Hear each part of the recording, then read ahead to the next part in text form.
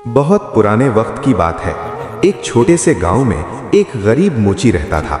वो दिन भर लोगों के जूते सिलता और जो थोड़े बहुत पैसे मिलते उन्हीं से अपना गुजारा करता था। उसका घर कच्चा था, कपड़े पुराने थे, लेकिन दिल साफ था। गरीबी की वजह से उसने कभी शादी के बारे में सोचा भी नहीं। एक दिन मोची का दिल खिचड़ी खाने को चाहा। बहुत दिनों से उसने ठीक से कुछ खाया नहीं था।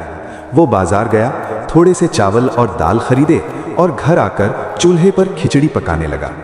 जब खिचड़ी तैयार हो गई तो उसने उसे एक बड़े से थाल में निकालकर ठंडा होने के लिए रख दिया। फिर मोची ने सोचा, जब तक खिचड़ी ठंडी होती है मैं सिलाए हुए जूते लोगों को देकर आ जाता हूँ। ये सोचकर वो घर से बाहर चला गया। उधर जंगल से एक भूखा और चालाक गीदड़ गाड़ियों गांव की तरफ आ निकला। उसने मोची का घर खाली देखा तो चुपके से अंदर घुस आया। जैसे ही उसकी नजर गर्म गर्म खिचड़ी पर पड़ी, उसने एक पल भी देर नहीं की और खिचड़ी खाने लगा। इतने में मोची अचानक घर वापस आ गया। जैसे ही उसने देखा कि एक गीदड़ उसकी खिचड़ी खा रहा है, वो गुस्से से लाल हो गया। उसने तुरंत दरवाजा बंद किया, गीदड़ को रस्सी से बांध दिया और डंडे से उसकी पिटाई कर दी। गीदड़ दर्द से कराहता रहा, लेकिन अंदर ही अंदर कोई चाल सोचता रहा। रात का वक्त किसी तरह गुजर गया। सुबह जब मोची अपने काम पर चला गया तो गीदड़ ने जोर जोर से चिल्लाना शुरू कर दिया। जंगल पास ही था, इसलिए उसकी आवाज दूसरे गीदड़ों तक पहुंच गई। उन्हीं में से एक गीदड़ उसका दोस्त भी था। वो आवाज पहचान कर गांव आ गया। जब उसने अपने दोस्त को रस्सी से बंधा देखा तो हैरान होकर पूछा, ये क्या हाल बना रखा है? चालाक गीदड़ ने दर्द छुपाकर कहा, मैं तो यहाँ ऐश कर रहा हूँ, रोज मुझे अच्छा खाना मिलता है। ये सुनकर दूसरा गीदड़ लालच में आ गया। चालाक गीदड़ बोला, अगर तुम मेरी रस्सी खोल दो तो मैं तुम्हें अपनी जगह बांध देता हूँ, फिर तुम भी ऐश करना।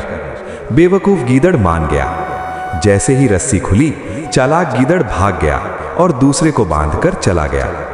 शाम को जब मोची वापस आया, उसने बिना देखे समझे नए गीदड़ की पिटाई शुरू कर दी। गीदड़ चीख चीख कर सच बताता रहा, लेकिन मोची ने विश्वास नहीं किया। तब गीदड़ ने जान बचाने के लिए कहा, अगर मुझे छोड़ दो तो मैं तुम्हारी शादी बादशाह की बेटी से करवा दूंगा। मोची चौंक गया। बहुत सोचने के बाद उसने गीदड़ को छोड़ दिया। गीदड़ सीधा दरिया के किनारे पहुंचा, दरिया पार किया और वहां इंसान का रूप धर लिया। वो खुद को बादशाह का एलची बनाकर शाही दरबार में गया। बादशाह को शादी का पैगाम दिया। बादशाह खुश हो गया और रिश्ता मंजूर कर लिया। चालाक गीदड़ ने दरिया के पास कपड़ों और रुई से बारात का झूठा मंजर बना दिया। बादशाह को लगा कि बारात आ रही है, लेकिन तूफान में डूब गई। फौज को भेजा गया और गरीब मोची को शाही इज्जत के साथ महल ले आया गया। इस तरह एक गरीब मोची की शादी शहजादी से हो गई। कुछ दिन बाद गीदड़ आया और बोला, मैंने अपना वादा पूरा कर दिया, और वो वापस जंगल चला गया। अक्ल और चलकपन अगर सही जगह इस्तेमाल हो तो किस्मत बदल सकती है, लेकिन लालच हमेशा नुकसान देता है।